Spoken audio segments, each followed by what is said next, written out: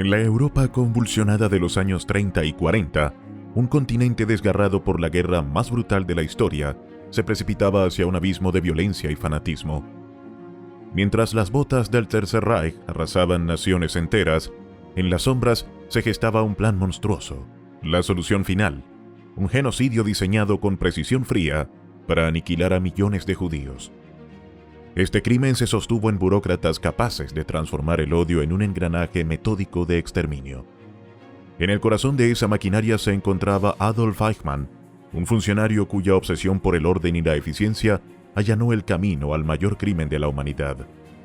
Otto Adolf Eichmann, figura que más tarde quedaría inscrita en la historia del siglo XX, vino al mundo el 19 de marzo de 1906 en Solingen, en Renania del Norte-Westfalia, al noroeste de Alemania. Su padre, Adolf Karl Eichmann, trabajaba como contable y encabezaba un hogar calvinista de tradición protestante. En aquel entorno de clase media, Eichmann creció en un ambiente considerado común dentro del Segundo Reich alemán, el estado que había surgido el 18 de enero de 1871 y que se desmoronaría tras la Primera Guerra Mundial. Su madre, Maria Schäferling, falleció en 1916 cuando él tenía apenas 10 años. Poco después, su padre contrajo matrimonio con Maris Wartal, quien asumió el papel de madrastra en la vida del joven. La infancia de Eichmann estuvo marcada por constantes traslados. En 1913 su padre aceptó un empleo en Austria dentro de la compañía de tranvías y electricidad de Linz. La familia, sin embargo, no se trasladó hasta 1914, coincidiendo con la explosión de la Gran Guerra en Europa. Fue allí, tras la muerte de su madre, cuando Marie, ferviente protestante, consolidó un hogar con una fuerte disciplina religiosa. En Linz, Eichmann ingresó en la escuela secundaria Kaiser Franz Joseph. Además de recibir instrucción académica, aprendió a tocar el violín y se integró en el grupo juvenil Van der Vogel. Aunque semejantes a los exploradores modernos, aquellos colectivos se diferenciaban por su trasfondo ideológico. Habían nacido a finales del siglo XIX como reacción al avance de la industrialización y al abandono de las costumbres tradicionales alemanas. Esta experiencia temprana pudo haber sembrado en Eichmann el anhelo de una cultura germánica idealizada y pura. El joven atravesó su adolescencia en una Europa central convulsionada. Los años 1910 y 1920 estuvieron signados por el legado de la guerra y las tensiones internacionales. Desde finales del siglo XIX, las potencias se habían dividido en dos bloques armados, de un lado Gran Bretaña, Francia y Rusia, del otro Alemania y el Imperio Austrohúngaro. En 1914 estas fricciones desembocaron en el estallido de la Primera Guerra Mundial, conflicto que también se vio impulsado por nacionalismos exacerbados y desequilibrios económicos. Durante 4 años, la devastación se concentró en el frente occidental, donde las trincheras del norte de Francia se convirtieron en un escenario de horror. Cuando el conflicto terminó en 1918, Eichmann apenas entraba en la adolescencia. Alemania había sido derrotada y el Tratado de Versalles impuso condiciones de paz sumamente duras. El descontento se extendió por todo el país y en los años 20 ese resentimiento se transformó en terreno fértil para nuevas corrientes políticas. En ese clima surgieron organizaciones radicales y ninguna destacó más que el Partido Nacionalsocialista Obrero Alemán, dirigido por Adolf Hitler. Fue este movimiento el que en 1923 intentó un golpe de Estado en Baviera, revelando la disposición de algunos grupos a desafiar por la fuerza el orden establecido. Adolf alcanzó su juventud en este ambiente cargado de tensiones y resentimientos. Desde temprana edad, demostró escaso interés por la formación académica. Tras reiterados fracasos escolares, no solo abandonó prematuramente la escuela secundaria Kaiser Franz Joseph, sino también otras instituciones a las que intentó ingresar, incluidas academias técnicas y vocacionales. Convencido de que los estudios no eran su camino, optó por integrarse al negocio fundado por su padre, quien a mediados de la década de los 20 había establecido la compañía minera Unsterberg. Aquella época, marcada por el auge económico en Europa y América del Norte, ofrecía oportunidades para quienes aspiraban a enriquecerse. Los Eichmann vieron en la minería una vía hacia la prosperidad. Adolf se incorporó a la empresa familiar en 1924, aunque su participación resultó efímera. Para 1925, había dejado el proyecto y se empleaba como oficinista en la compañía de radio austríaca. Más tarde fue contratado por la compañía de petróleo Vacuum, filial de una gran corporación estadounidense. En 1931, mientras aún trabajaba allí, la firma se fusionó con Standard Oil, la mayor productora mundial de petróleo.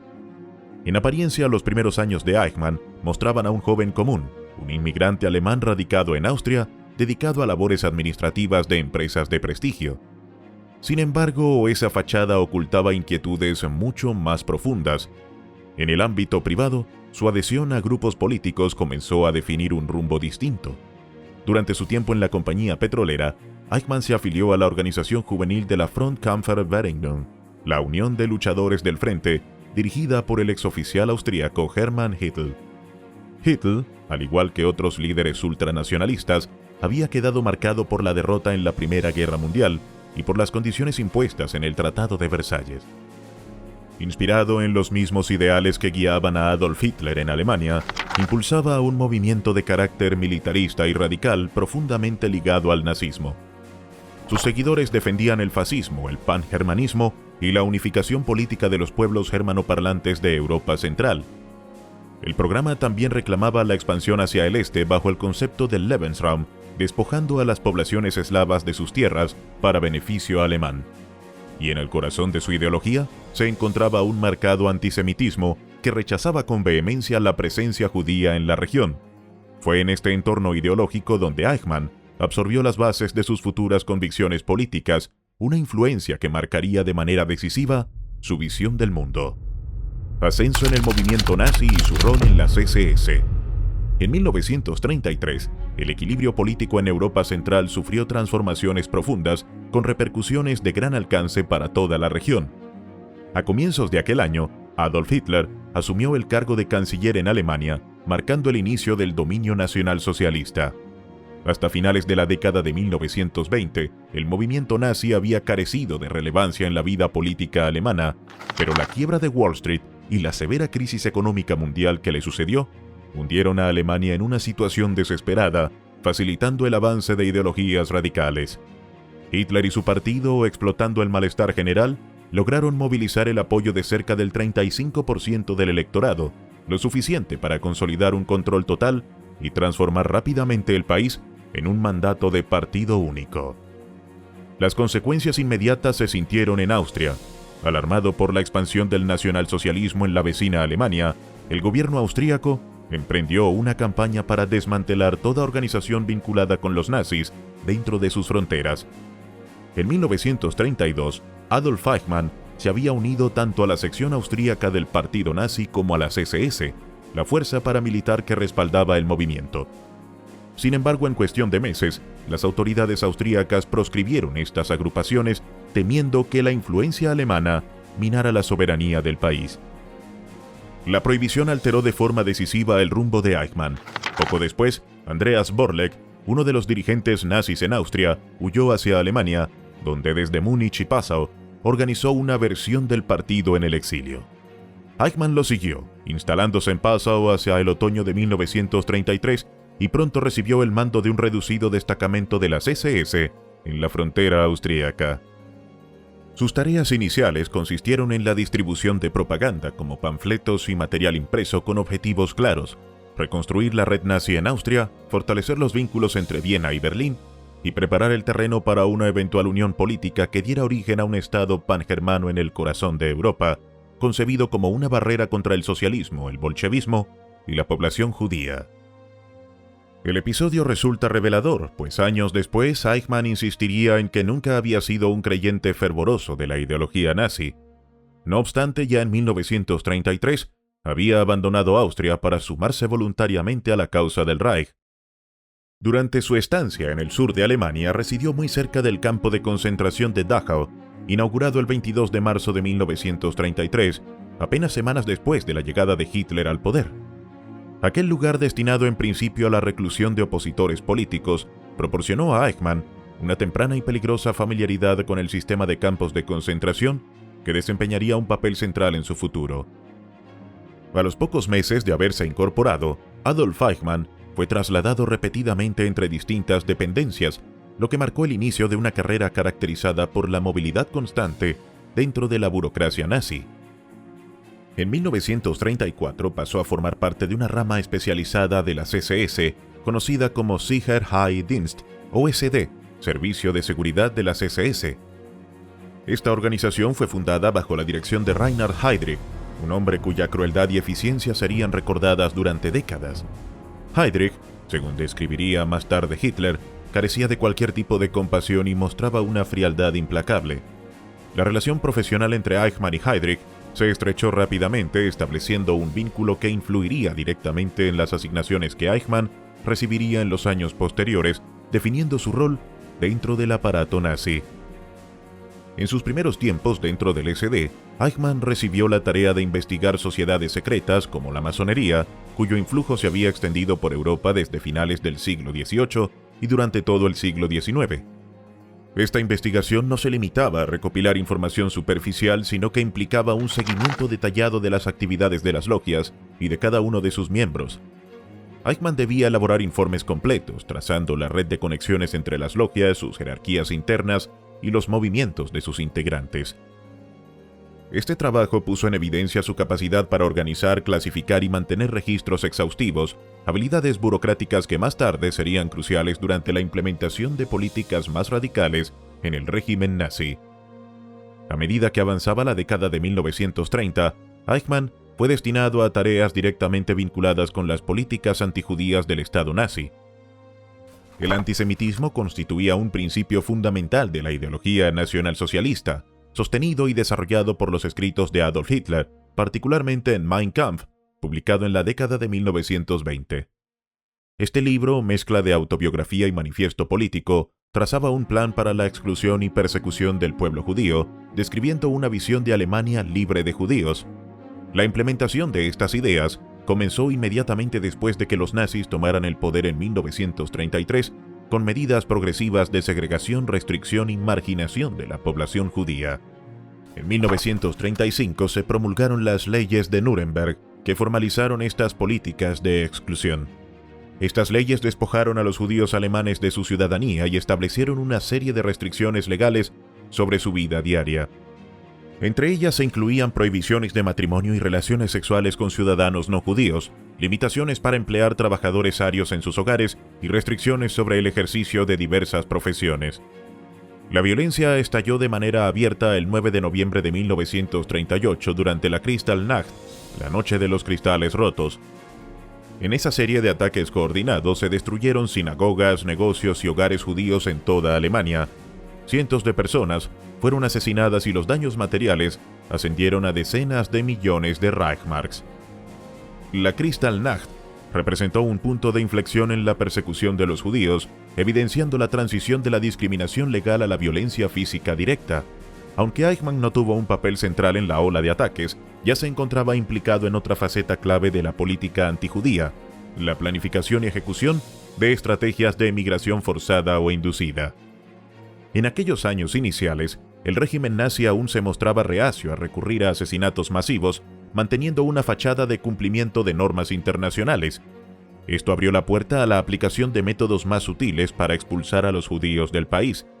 Parte de estas políticas consistía en presionar económicamente a la población judía para que abandonara Alemania voluntariamente. Otra vertiente estaba relacionada con la idea de promover la emigración hacia Palestina y otras regiones del Medio Oriente, un proyecto que contaba con antecedentes desde finales del siglo XIX, cuando comunidades judías y organizaciones internacionales comenzaron a contemplar el establecimiento de un Estado judío en esa región. El objetivo era facilitar un traslado seguro de los judíos europeos a territorios donde pudieran desarrollar su vida lejos de la creciente hostilidad antisemita. Eichmann se convirtió en una figura central en la planificación y ejecución de estos programas de emigración. En 1937 viajó al Medio Oriente, en una región que estaba bajo control británico y francés tras la Primera Guerra Mundial y el colapso del Imperio Otomano. Allí observó de primera mano la vida de la comunidad judía en Palestina bajo mandato británico, y su labor consistió en coordinar mecanismos que facilitaran la llegada de emigrantes desde Alemania. Este esfuerzo estaba alineado con el Acuerdo de Habra, firmado en 1933, que permitía la emigración de judíos alemanes a Palestina, trasladando parte de su patrimonio a su nuevo destino. Como resultado de estas políticas y de la presión creciente dentro de Alemania, aproximadamente 250.000 de los 437.000 judíos alemanes habían emigrado hacia mediados de 1939, en su mayoría hacia Palestina, pero también hacia otros países de Europa y América. Mientras desarrollaba su carrera, Eichmann también avanzaba en su vida personal. El 21 de marzo de 1935 se casó con Veronika Liebel, conocida como Vera. La pareja tendría 4 hijos, de los cuales 3 nacieron antes de la guerra: Klaus en 1936, Horst Adolf en 1940 y Dieter en 1942. En 1937, Eichmann decidió abandonar la iglesia a pesar de la influencia religiosa que su madrastra había ejercido durante su infancia en Austria. Este gesto reflejaba un distanciamiento de la religiosidad familiar, aunque no de la disciplina y la estructura que caracterizaron su vida adulta. En marzo de 1938 se produjo un cambio significativo en su trayectoria profesional. Tras el Anschluss, la anexión de Austria al Reich alemán, Eichmann fue trasladado nuevamente a Viena, ciudad donde había pasado gran parte de su juventud. En esta nueva posición, su tarea consistía en acelerar y coordinar la emigración de los judíos austríacos hacia distintos destinos, incluyendo Palestina, otras regiones europeas y cualquier país dispuesto a recibir emigrantes judíos.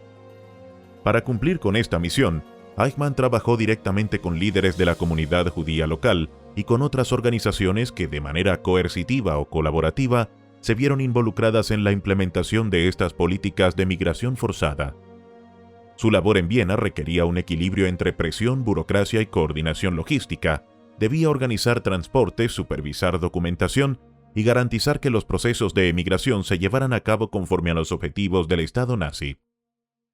Cada paso, desde la recopilación de información sobre posibles emigrantes hasta la ejecución de los traslados, estaba cuidadosamente planeado. La experiencia que había adquirido en el SD, investigando sociedades secretas y catalogando personas, le permitió manejar este proceso con eficacia administrativa, sentando las bases para las operaciones masivas que luego caracterizarían la persecución nazi a gran escala. Durante estos años, Eichmann consolidó su reputación como funcionario meticuloso y eficiente dentro de la estructura del SD y del régimen nazi. Sus tareas combinaban investigación, planificación y coordinación con la implementación de políticas antijudías, integrando aspectos logísticos, burocráticos y de control social. La combinación de estas responsabilidades le otorgó un conocimiento detallado de los mecanismos internos del Estado nazi y de la manera en que la persecución de los judíos se estructuraba desde la administración central hasta las comunidades locales. Agencia Central para la Emigración Judía y Preparativos para la Guerra. En agosto de 1938 se estableció en Viena la Agencia Central para la Emigración Judía, un organismo creado por el SD con la misión explícita de supervisar y coordinar la emigración de judíos austríacos, ya fuese de manera voluntaria o forzada bajo presión. Adolf Eichmann, entonces un joven oficial del SD con reputación de eficiencia y compromiso ideológico, fue designado para ocupar un puesto de alta responsabilidad en esta institución. Desde sus primeros días al frente de la agencia, su trabajo se caracterizó por la minuciosa organización de procedimientos, la capacidad de movilizar recursos y la rapidez en la ejecución de políticas de traslado y registro de población. La eficacia alcanzada en Viena fue tal que en los años siguientes, cuando se implementaron políticas equivalentes en Europa Occidental y Oriental, se replicaron oficinas casi idénticas, adoptando métodos muy similares a los empleados en Viena desde agosto de 1938. Durante estos meses, Europa se encontraba en un estado de tensión creciente. La agresiva política exterior y militar del régimen nazi, que había alcanzado el poder en Alemania en 1933, no tardó en generar conflictos con los límites impuestos por el Tratado de Versalles. Dicho tratado, que había puesto fin a la Primera Guerra Mundial, estipulaba restricciones severas sobre la capacidad militar de Alemania, limitando el tamaño del ejército y prohibiendo la existencia de una fuerza aérea significativa. Sin embargo, Hitler, al asumir el control del país, inició una reconstrucción sistemática de las Fuerzas Armadas, restaurando la Luftwaffe bajo la dirección de Hermann Göring y preparando el terreno para acciones futuras. Esta política culminó con la remilitarización del Rin el 7 de marzo de 1936, en un área que debía permanecer desmilitarizada según los acuerdos de Versalles, un acto que constituyó una violación abierta del tratado y un primer paso hacia la expansión territorial. En marzo de 1938, el régimen nazi llevó a cabo la anexión de Austria, integrando el país en una Alemania mayor y consolidando el poder interno de Hitler. Durante el otoño de ese mismo año, el gobierno alemán comenzó a presionar a las potencias europeas para permitir la ocupación de los Sudetes, la región de Checoslovaquia con mayoría alemana. Para mediados de 1939, el apaciguamiento de Gran Bretaña y Francia había logrado transformar a Checoslovaquia y Hungría en estados títeres, alineados con los intereses del Reich. La invasión de Polonia el 1 de septiembre de 1939 desencadenó la declaración de guerra de estas dos potencias el 3 de septiembre, marcando formalmente el inicio de la Segunda Guerra Mundial. A medida que las fuerzas alemanas avanzaban hacia el este, la política del Reich hacia los judíos se extendió a los territorios ocupados, adaptándose a la densidad y distribución de la población askenazí en cada región. Eichmann, que inicialmente había sido destacado a Praga, fue trasladado a Berlín para asumir el control de la Reichszentral für jüdische Auswanderung, u Oficina Central de Emigración Judía, subordinado únicamente a Heinrich Müller, jefe de la Gestapo. Su ascenso reflejaba no solo su fidelidad al régimen, sino también su marcado fervor antisemita, rasgo que se volvió central en su carrera. Entre sus tareas principales se encontraba la supervisión de la deportación de decenas de miles de judíos hacia guetos y campos de concentración recién establecidos, incluido el gueto de Varsovia, poco después de la ocupación del país. En diciembre de 1939, Eichmann fue promovido al rango de Obersturmbannführer y asumió la jefatura del Referat 4B4 de la Oficina Principal de Seguridad del Reich, dependiente del SD y encargado de asuntos relacionados con la población judía, la emigración y el movimiento dentro de los territorios del este europeo bajo control alemán. Desde esta posición quedó subordinado únicamente a Reinhard Heydrich, lo que indicaba su creciente influencia en la formulación y ejecución de políticas antijudías dentro del régimen. Durante los años siguientes, Eichmann se convirtió en responsable de numerosos programas, incluyendo la germanización de Polonia, la reubicación de judíos y la creación de guetos en varias regiones del este europeo. Aunque más tarde declararía sentir horror por las condiciones que observó en estos territorios, los documentos y planes de la época muestran que desde fines de 1939 ya diseñaba la deportación y guetización de cientos de miles de judíos, limitado únicamente por la competencia interna entre otros oficiales nazis que buscaban protagonismo en la aplicación de políticas represivas.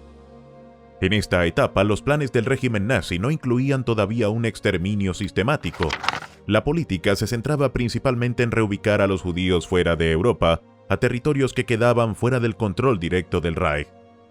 Entre los proyectos más importantes de reubicación, se encontraba el Plan Madagascar, que contemplaba el traslado de la mayoría de los judíos europeos a la gran isla frente a la costa oriental de África. La idea no surgió con los nazis. Paul de Lagarde, orientalista alemán, la había propuesto en 1978 y durante las décadas siguientes volvió a aparecer en discusiones de distintos sectores, incluidos grupos judíos que evaluaban la posibilidad de establecer allí un refugio seguro ante el antisemitismo europeo.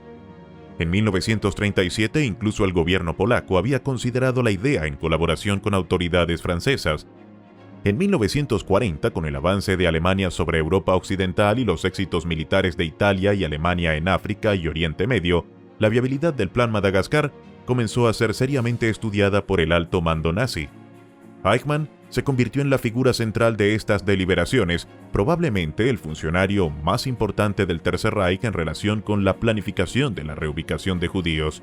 El 15 de agosto de 1940 presentó un memorándum titulado Reichssicherheitshauptamt Madagascar Project, en el que detallaba la deportación de 1 millón de judíos al año durante 4 años, proyectando el movimiento masivo de población europea hacia la isla. El plan contemplaba no solo la logística del traslado, sino también la administración futura del territorio. Eichmann proponía que Madagascar se convirtiera en un estado-prisión gobernado por las SS, mientras otros funcionarios, como Franz Rademacher del Ministerio de Asuntos Exteriores, sugerían que los judíos debían autogobernarse y que la isla permaneciera aislada del contacto con el mundo exterior.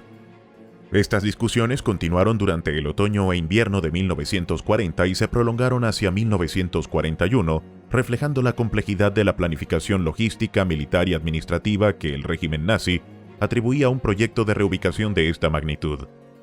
Mientras se debatía el Plan Madagascar, Eichmann supervisaba simultáneamente otras medidas represivas en los territorios del este europeo, consolidando guetos, organizando transporte forzado y aplicando políticas de germanización y control social.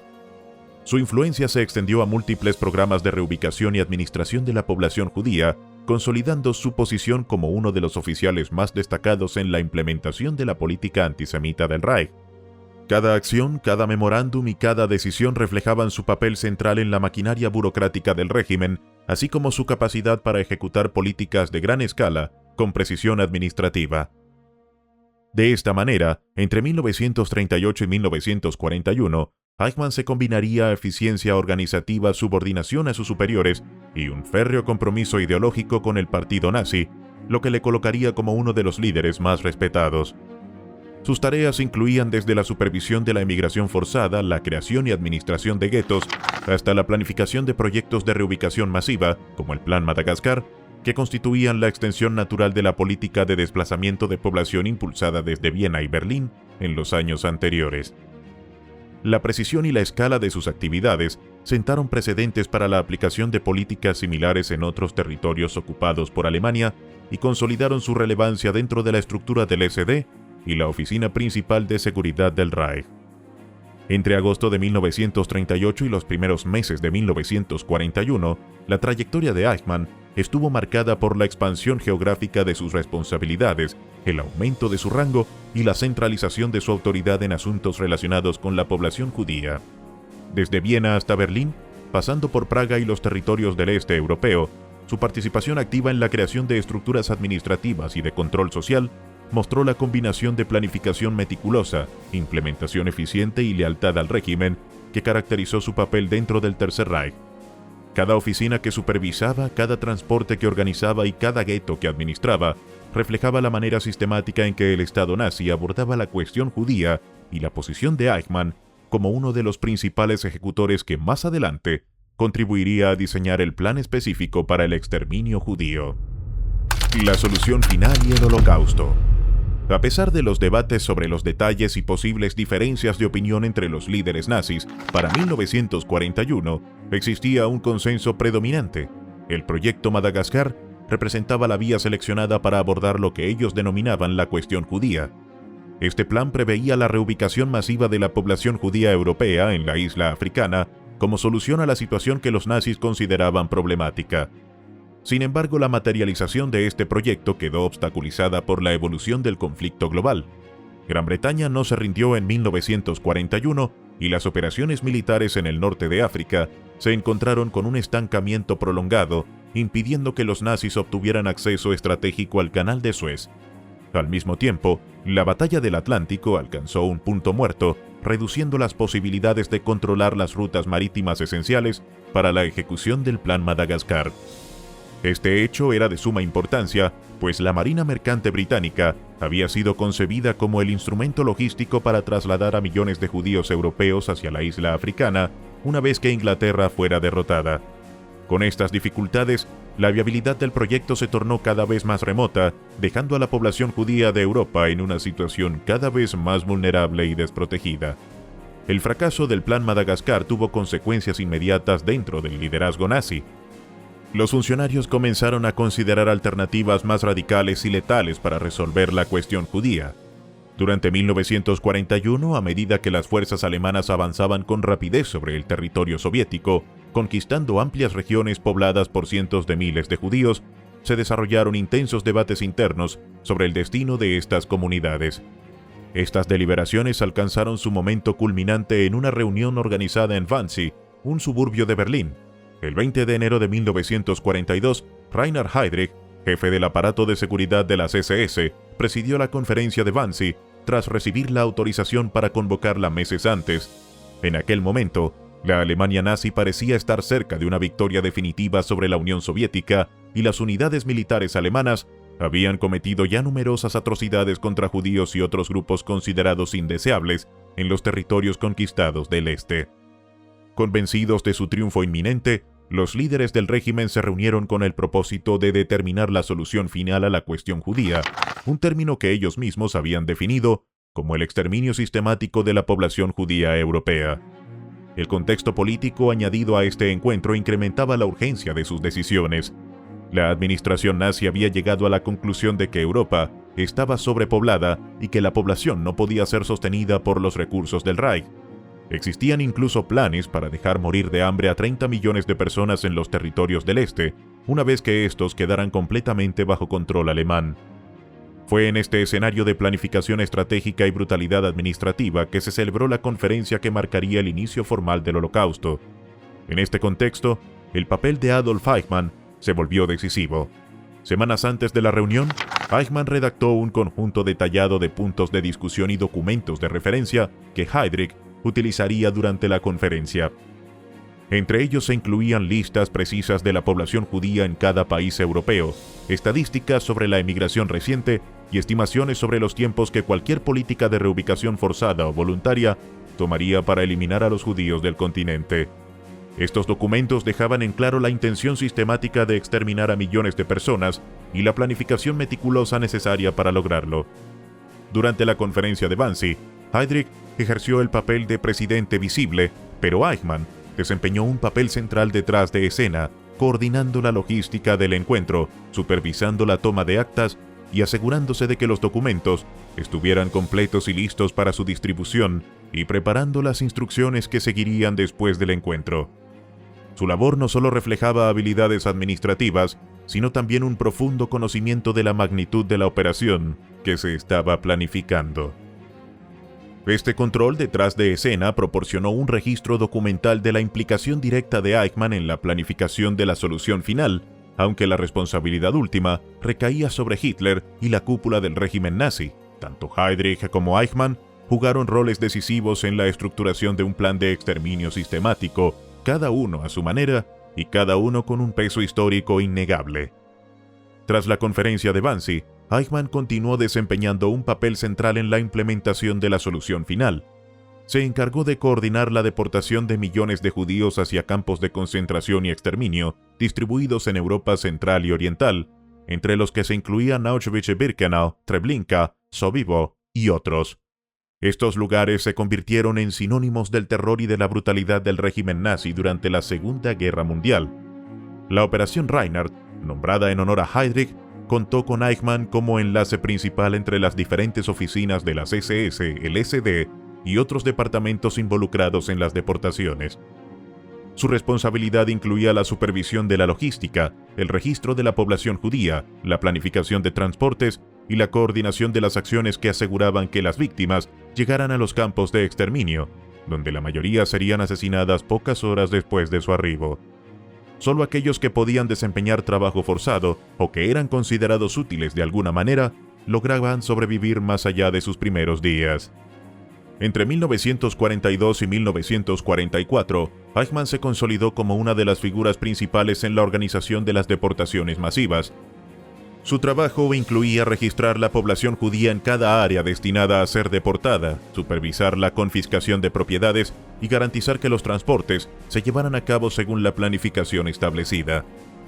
La organización de los trenes que trasladaban a los judíos desde guetos como el de Varsovia hasta los campos de exterminio era parte de sus responsabilidades.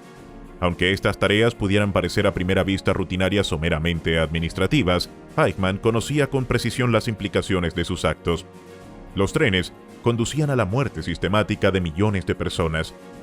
Un ejemplo especialmente revelador de su papel ocurrió en marzo de 1944, cuando Hitler ordenó la ocupación de Hungría en respuesta a planes secretos del gobierno húngaro de negociar la paz con los aliados. El país fue rápidamente sometido a administración directa alemana y Eichmann fue enviado inmediatamente a supervisar la región. Durante el período de autogobierno húngaro, los judíos locales habían permanecido en gran medida fuera del alcance directo del exterminio nazi. Sin embargo, bajo la ocupación alemana completa, aproximadamente 350.000 judíos se encontraban ahora en peligro inminente. Durante los 6 meses siguientes, Eichmann supervisó personalmente la implementación del Holocausto en Hungría. Durante el verano de 1944, Eichmann organizó trenes que transportaban hasta 3.000 judíos por día hacia Auschwitz, donde la mayoría serían asesinados en cámaras de gas. Para finales de ese verano, más de 400.000 judíos húngaros habían sido exterminados. Aun cuando recibiera órdenes de detener las deportaciones, desobedeció y continuó organizando transportes durante algún tiempo. Entre otros crímenes, Eichmann también supervisó marchas forzadas de decenas de miles de judíos desde Budapest hasta Viena a inicios del invierno de 1944, consolidando su responsabilidad directa en las atrocidades cometidas en Hungría. El registro histórico deja constancia de la centralidad de Eichmann en la implementación sistemática de la solución final. Su papel no se limitaba a la ejecución de políticas, implicaba una planificación meticulosa, coordinación logística y supervisión directa de la maquinaria de exterminio. Desde la redacción de documentos en Wannsee hasta la supervisión de deportaciones y marchas forzadas, Eichmann se convirtió en uno de los principales actores en la materialización de las decisiones tomadas por la cúpula nazi. Su labor fue decisiva para la operación organizada que condujo al asesinato de millones de personas, demostrando cómo la burocracia y la administración podían convertirse en instrumentos de un genocidio sistemático. Incluso las acciones aparentemente rutinarias, como la coordinación de horarios de trenes o la gestión de registros poblacionales, se transformaron bajo su dirección en instrumentos letales. Eichmann sabía exactamente el destino que aguardaba a las personas transportadas en esos trenes y la consecuencia directa de cada acción que supervisaba. Su participación en Hungría en 1944 ilustra claramente cómo la burocracia y la planificación administrativa podían facilitar un genocidio a gran escala, desde la ocupación de un país hasta la ejecución masiva en campos de exterminio. De esta manera, Eichmann se formó parte de la maquinaria del Holocausto, un actor clave que conectaba la política genocida de la cúpula nazi con la implementación práctica en el terreno. Cada decisión, cada documento, cada tren organizado o marcha supervisada contribuyó a la sistematización de la muerte masiva de judíos europeos, transformando la administración del Tercer Reich en un mecanismo de exterminio efectivo y meticuloso. Caída del Reich, huida, captura y juicio de Eichmann. Hacia los últimos meses de la Segunda Guerra Mundial, cuando las fuerzas soviéticas avanzaban desde el este y los aliados occidentales cruzaban el Rin, llegaron órdenes de detener la deportación de judíos húngaros hacia los campos de exterminio. Mientras muchos altos oficiales del Reich y comandantes de campos buscaban minimizar su responsabilidad ante la historia, Eichmann ignoró deliberadamente estas directrices. En las regiones bajo su control la deportación continuó, incluso cuando la derrota de Alemania era inminente y la guerra se encontraba en sus etapas finales. En los últimos días del conflicto se cree que Eichmann, desde Berlín, declaró ante un pequeño grupo de allegados que la eliminación de 5 millones de judíos europeos constituía un logro de guerra del cual se sentía orgulloso. Estas declaraciones refutan cualquier intento posterior de presentarse como un simple burócrata que cumplía órdenes superiores. Entre 1942 y 1945, aproximadamente 6 millones de judíos perecieron en Europa. Muchos murieron en pogromos o masacres locales, pero la mayoría fue deportada sistemáticamente a campos de exterminio notorios como Auschwitz y Birkenau. En estos lugares, los recién llegados eran en su gran mayoría gaseados en las horas posteriores a su arribo. Aquellos que lograban sobrevivir al primer contacto con los campos eran forzados a trabajar como mano de obra esclava, generalmente hasta morir en condiciones de explotación extrema. La solución final fue concebida y ejecutada deliberadamente. Eichmann se encontraba en el centro de esta maquinaria, involucrado en la organización logística, en la coordinación de deportaciones y en la supervisión de la implementación de la política genocida. A pesar de la magnitud de estas acciones, la guerra no se mantenía estática. Incluso mientras la solución final se ejecutaba, los aliados comenzaron a revertir la expansión alemana en Europa. Tras rápidas conquistas entre 1939 y 1941, el ejército alemán se estancó durante el invierno del 41 en el frente ruso. Al mismo tiempo, Estados Unidos ingresó formalmente a la guerra tras el ataque a Pearl Harbor en diciembre de 1941, reforzando el frente aliado con un poder militar adicional. Durante 1942, los aliados lograron asegurar el norte de África, expulsando a las fuerzas italianas y alemanas de Libia y Túnez. Este éxito abrió la puerta a la invasión del sur de Italia a través de Sicilia en 1943, marcando un cambio en el equilibrio estratégico de la guerra. En el frente oriental, la ciudad de Stalingrado fue escenario de intensos combates durante el otoño e invierno de 1942. La victoria soviética en esta batalla marcó el inicio del retroceso alemán hacia el oeste, llegando los soviéticos a Polonia a finales de 1944. Paralelamente, los aliados occidentales abrieron un tercer frente en Europa Occidental con el desembarco en Francia en 1944. Estas acciones señalaron que los días del Tercer Reich estaban contados y que la derrota de Alemania era solo cuestión de tiempo. Con la certeza de la derrota, muchos oficiales comenzaron a destruir registros y documentos que evidenciaban su participación en el genocidio. En Budapest, Eichmann abandonó la ciudad a finales de diciembre de 1944, poco antes de que los soviéticos tomaran la capital húngara. Su destino lo llevó a Berlín, donde supervisó personalmente la eliminación de grandes volúmenes de documentación relacionada con las oficinas bajo su supervisión en años anteriores, especialmente aquellas vinculadas a la solución final y a su papel en ella. Sin embargo, estas acciones eran en gran medida inútiles. Mientras algunos oficiales podían intentar encubrir su responsabilidad, la participación directa de Eichmann en la planificación y ejecución del Holocausto era indiscutible y no podía borrarse. La primavera de 1945 marcó los últimos días del Tercer Reich.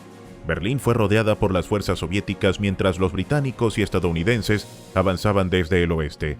Adolf Hitler permaneció en la ciudad hasta su suicidio el 30 de abril de 1945, seguido de un día después por Joseph Goebbels, quien también se quitó la vida. Alemania se rindió oficialmente el 8 de mayo de 1945, estableciéndose este día como el Día de la Victoria en Europa.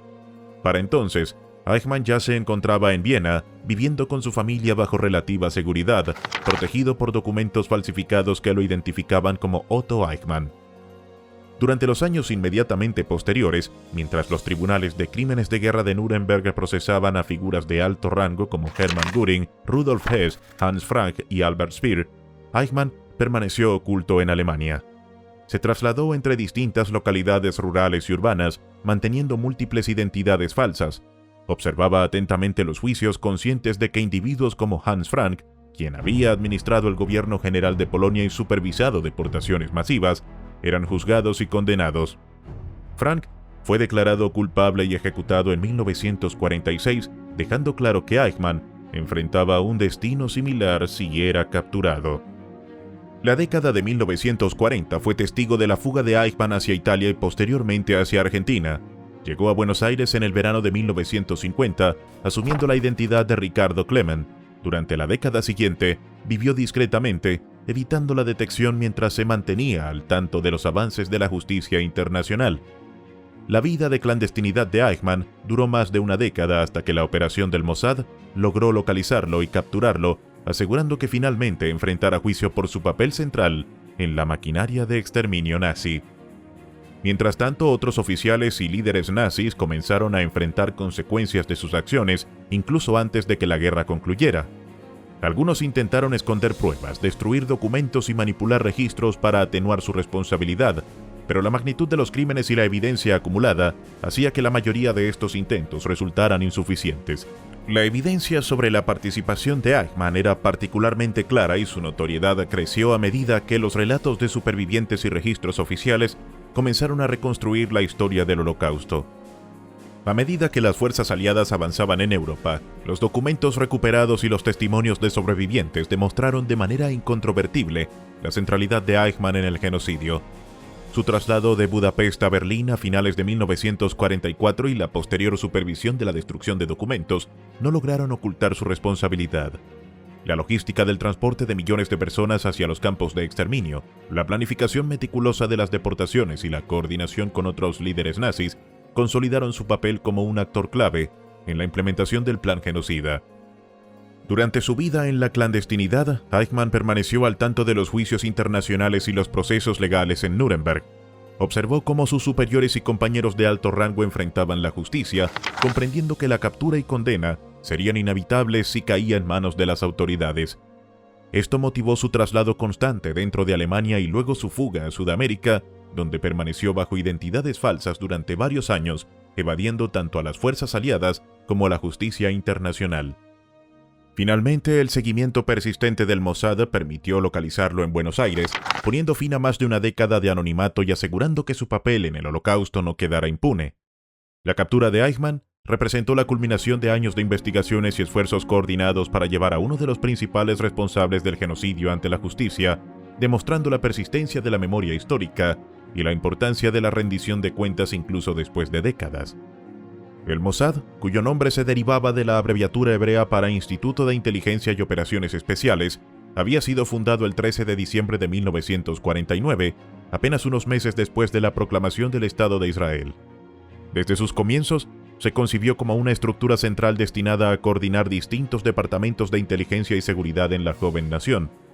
Su objetivo principal en los primeros años fue recopilar información sobre antiguos dirigentes nazis que habían logrado escapar de la justicia tras la Segunda Guerra Mundial. Estos individuos responsables de crímenes atroces se encontraban ocultos en distintos puntos del mundo y su localización se convirtió en una prioridad para el naciente Estado de Israel. Durante la década de 1950 y hasta los primeros años de la de 1960, gran parte de las operaciones del Mossad se centraron en América del Sur, específicamente en Argentina. Este país, con una significativa comunidad de origen alemán, había servido como refugio para muchos de los que habían formado parte del régimen nazi. Fue en este contexto que Adolf Eichmann, uno de los principales arquitectos de la solución final, se convirtió en el objetivo central de las investigaciones israelíes 15 años después del final del conflicto mundial. La información sobre su paradero fue proporcionada en gran parte por Seymour Wiesenthal, el célebre cazador de nazis, quien había logrado localizar la residencia de la familia de Eichmann en Buenos Aires, en la calle Garibaldi. Para llevar a cabo la operación de captura, el Mossad desplegó a 5 de sus agentes más experimentados bajo el liderazgo de Shimon Ben Aaron a comienzos de 1960. Este equipo ingresó en Argentina con identidades falsas, adoptando un perfil completamente encubierto. Tras semanas de vigilancia y recopilación de datos, lograron confirmar que Eichmann vivía bajo el nombre de Ricardo Clement. Paralelamente, los agentes seguían de cerca a Josef Mengele, el infame médico de las SS, que había realizado experimentos inhumanos en Auschwitz y que también residía en Argentina desde finales de los años 50. El plan inicial contemplaba la detención de ambos, aunque los resultados diferirían según el objetivo. La misión para capturar a Eichmann culminó el 11 de mayo de 1960. Tras varios días de observación, 3 de los agentes se acercaron a su domicilio, lo redujeron y lo trasladaron a una casa segura, donde permaneció bajo custodia mientras se confirmaba su identidad. Mengele, por su parte, ya había recibido información sobre la operación y logró huir hacia Brasil, donde permanecería prófugo hasta su muerte en 1979. La actuación del Mossad en Argentina constituyó una violación de la soberanía del país, ya que la operación se llevó a cabo sin autorización oficial. Por esta razón, los agentes permanecieron en silencio durante varios días, asegurándose de confirmar la identidad de Eichmann antes de trasladarlo fuera del país. El traslado fuera de Argentina se realizó de manera clandestina. Eichmann fue sedado y trasladado a bordo de un vuelo comercial disfrazado como agente de vuelo. El 22 de mayo de 1960, 11 días después de su captura, llegó a Israel. Allí, el primer ministro David Ben-Gurion anunció al mundo que uno de los criminales de guerra nazis más notorios había sido finalmente detenido.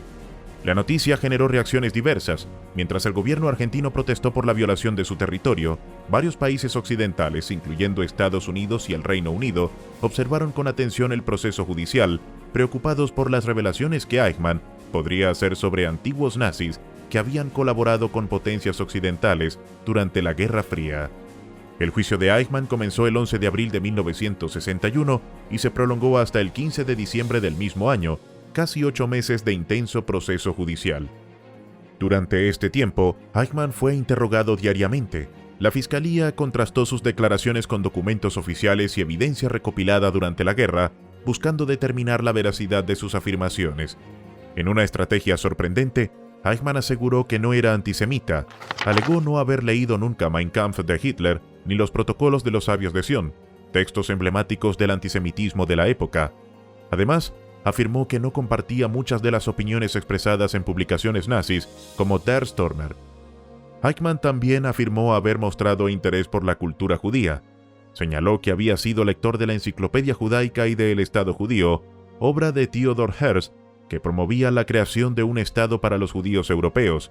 Esta declaración resultó paradójica, considerando que Eichmann había sido uno de los responsables de la organización sistemática del exterminio de millones de judíos.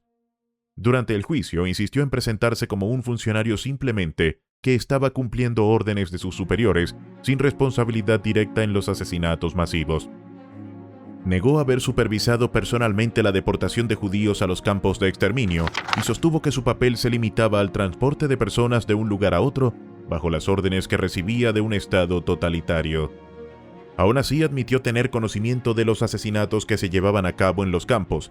Relató que al recibir información sobre el funcionamiento de las cámaras de gas, se sintió horrorizado y afectado emocionalmente. En una ocasión, testificó que había visitado un campo de concentración, pero que no había mirado dentro de las cámaras mientras escuchaba los gritos de las víctimas.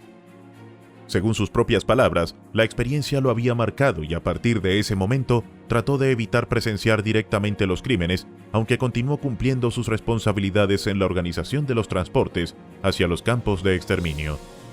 La defensa, basada en su supuesta obediencia y en su rol burocrático, no logró convencer a los presentes. La Fiscalía presentó cientos de documentos oficiales que implicaban directamente a Eichmann en la planificación de la solución final y en la ejecución de las deportaciones masivas.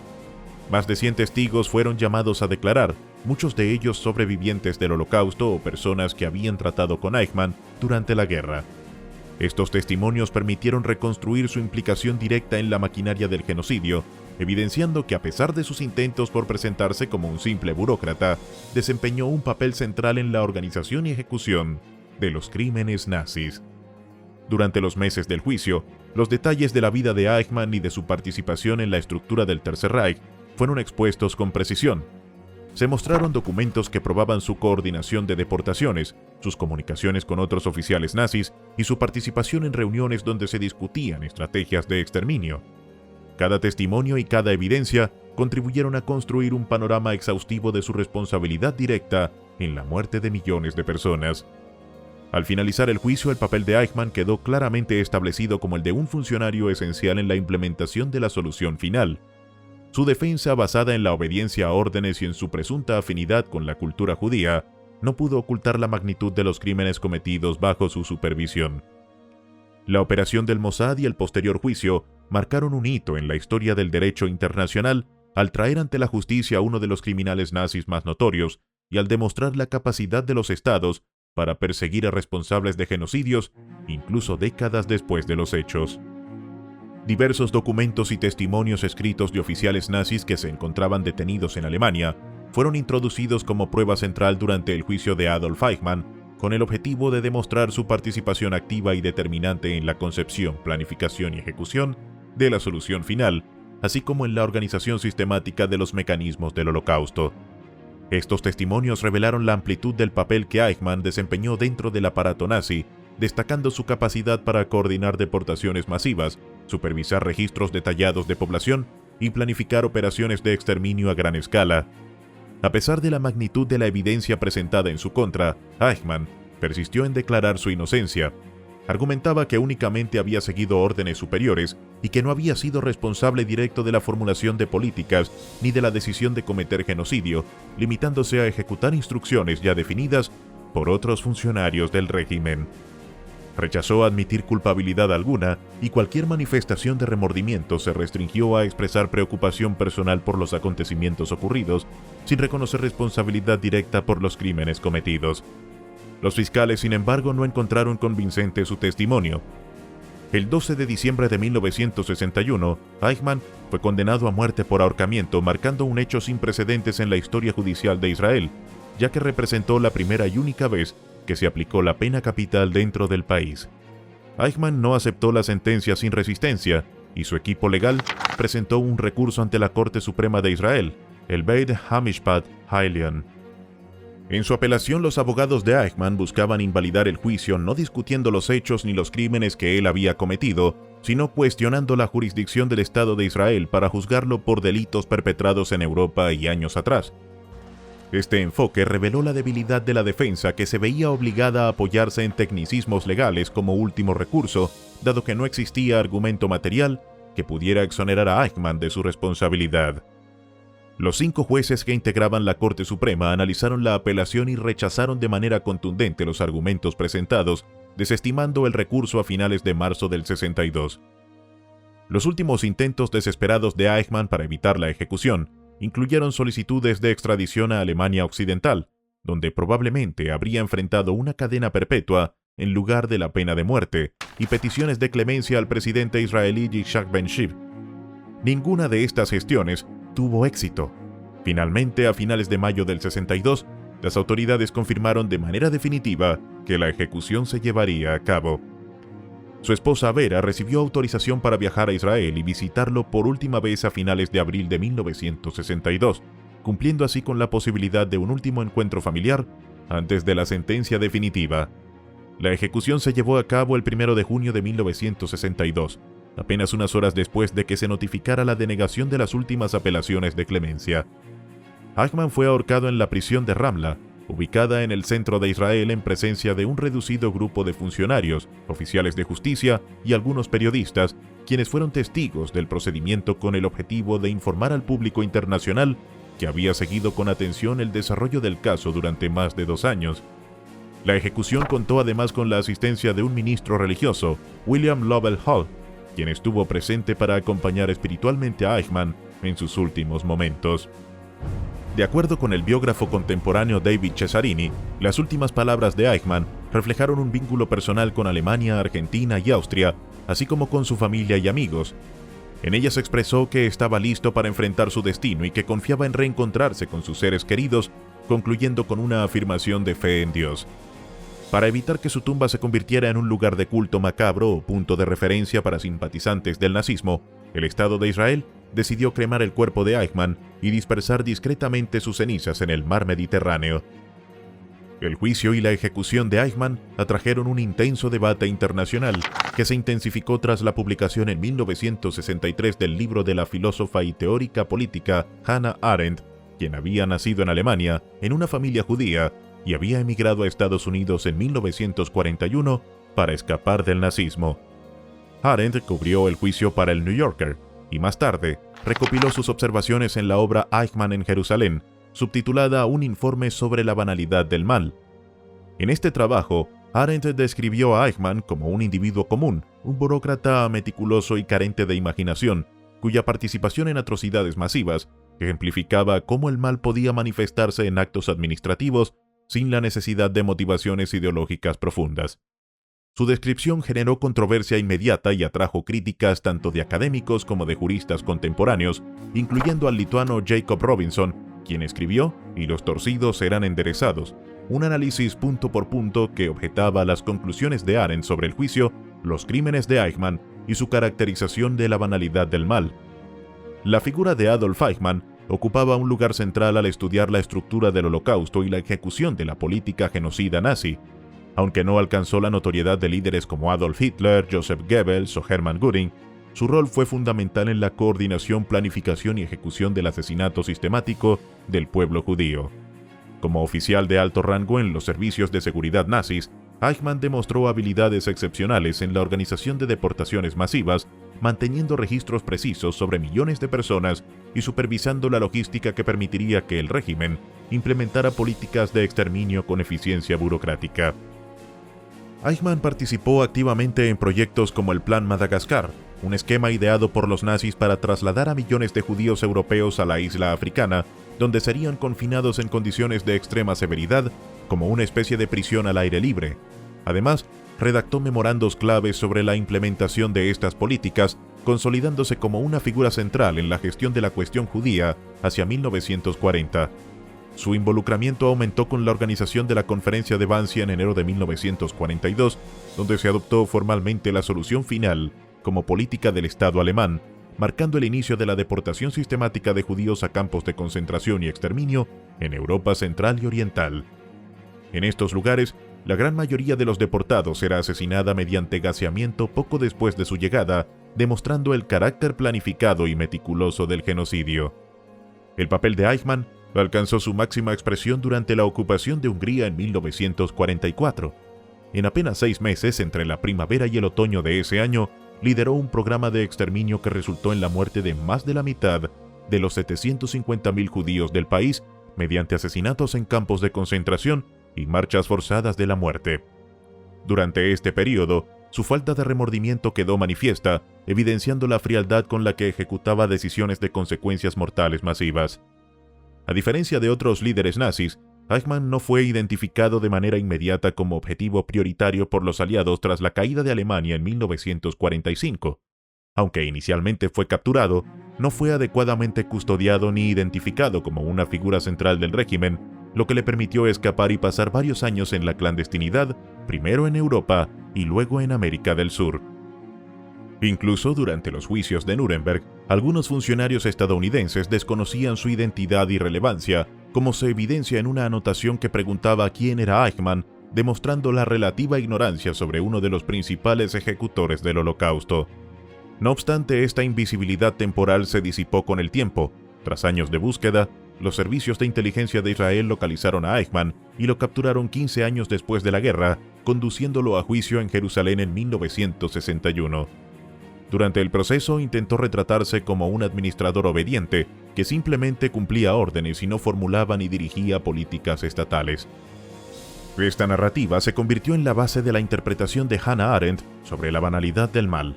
Sin embargo, los hechos demostraron que Eichmann estuvo involucrado en cada fase de la solución final y que desempeñó un papel indispensable en la ejecución del genocidio. El juicio de Eichmann, su condena y su ejecución resultaron en una atención mediática internacional sin precedentes. Su caso se convirtió en uno de los más examinados y debatidos entre los responsables del régimen nazi y del Holocausto, marcando un hito en la historia judicial y política de Israel, así como en la memoria histórica global. A pesar de sus intentos de presentarse como un burócrata sin implicaciones directas en los crímenes, la evidencia y los testimonios demostraron claramente que Adolf Eichmann fue uno de los arquitectos principales de la solución final, consolidando su lugar como figura central en la perpetración del genocidio más sistemático y organizado de la historia moderna. ¿Cómo puede un burócrata siguiendo órdenes convertirse en parte de un genocidio sistemático? Te leemos en los comentarios.